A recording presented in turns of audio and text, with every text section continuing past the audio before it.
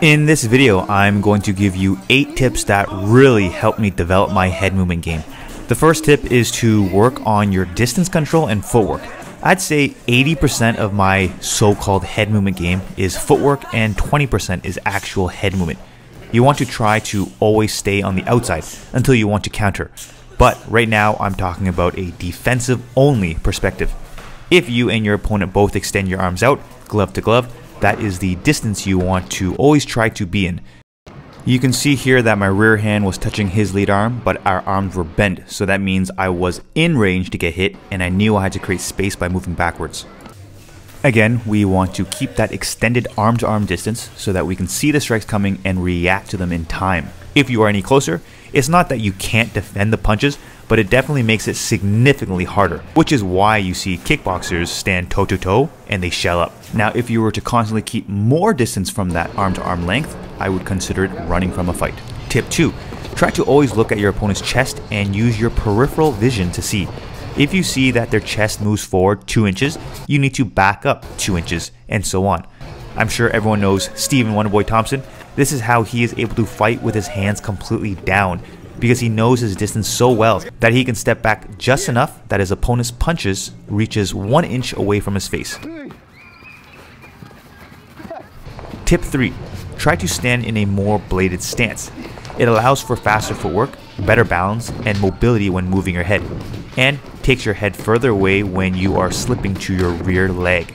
That's why you always see me backstep into the opposite stance to maintain distance. It also makes you a skinnier target. Try to always be on the balls of your feet, which helps with faster and more explosive footwork, which is important for tip 1. Again, 80% footwork, 20% head movement. Tip 4. Sometimes your opponent closes that distance on you, which means you weren't able to maintain your distance, not because you were doing something wrong, but just that they were more skilled or faster than you. Maybe you got stuck in the corner, and you'll see that I literally just run away. I'm just kidding. Don't do that. I only do that for fun. But if your opponent does catch up to you, try to slip your head into your opponent's armpit. It puts you in a temporary safe zone where they cannot hit you. In these specific clips here, I asked random strangers on the street to try and punch me without me hitting back. And so because my opponents punching me were not trained in martial arts and they didn't fear getting hit, they rushed forward at me, and it actually made it super easy to slip my head into their armpit. You can see that I'm using tips 1, 2, and 3, using 80% footwork, 20% head movement, being bladed, and controlling the distance by just looking at my opponent's chest.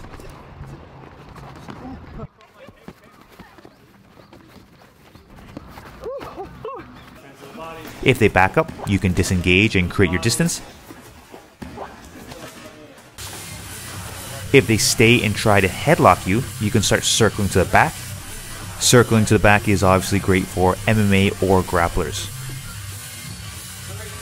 And finally, you can also tie up if they get too close. Tying up is also great for those who are in MMA or grappling, because once you tie up, you can shoot for a takedown, or even better, when your opponent gets too close to you, meaning they get within that striking range, within that arm-to-arm distance I mentioned in tip 1, you would shoot for a double leg takedown.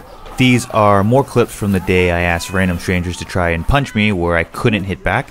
You can see that this guy here was right up in my face, making head movement extremely difficult. I couldn't wrestle or take him down, so you saw that there were a few moments where I had to just shell up. Tip 5. Nobody says you're only allowed to rely on head movement. Try to block punches and use head movement.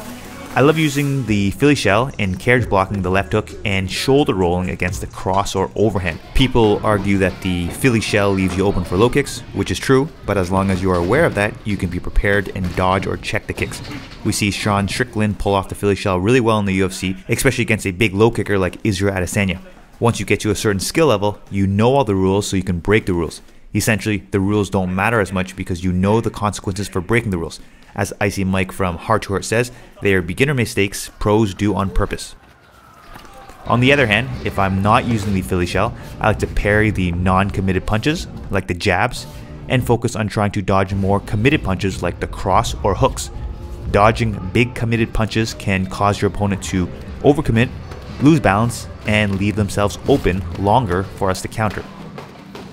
30 seconds.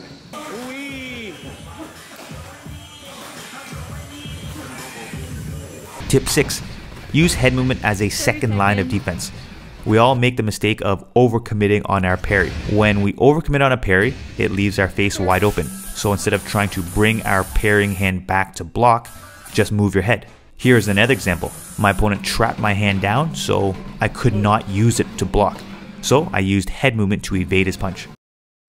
Here are 2 examples of my student using my favorite move on me, trapping my hand into a cross, but I was able to just shoulder roll to evade.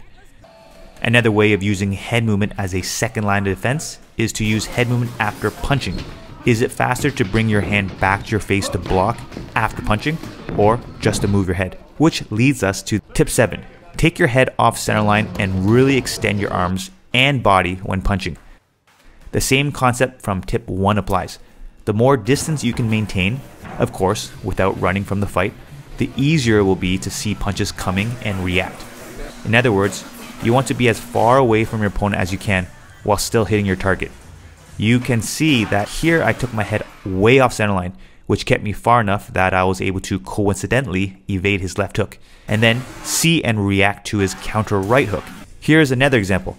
I fully extended my arms and fully rotated my torso, keeping my head as far away from my opponent, and I was able to see and react to his left and right hook, despite how long his arms are.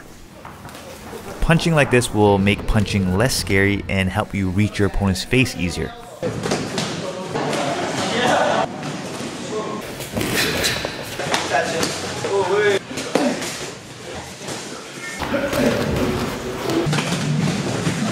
Tip 8. Train with the right sparring partners that will not punish you with brain damage for practicing head movement during your rounds. Sparring, practicing, and getting better should be playful and help you build confidence. You don't want to go into practice being scared.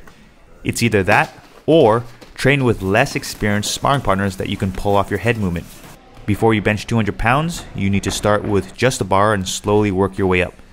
As you get more comfortable with less experienced partners, try it with someone with a little more experience, just as you would go from benching 100 pounds to 120 pounds. Eventually, you're going to get so confident that head movement just becomes natural instinct for you. If you guys enjoyed these tips, you're going to love my program. So, before you guys go, I wanted to share with you my head movement program, where you'll learn how to move your head, basic and advanced movements, how to move your head after punching, how to counter with head movement, how to move your head after countering, how to counter the counter with head movement, how to move your head when kicking is involved, and pretty much how to save your brain by becoming an evasive fighter who takes less damage to the head. For more information, click the link in the description box below.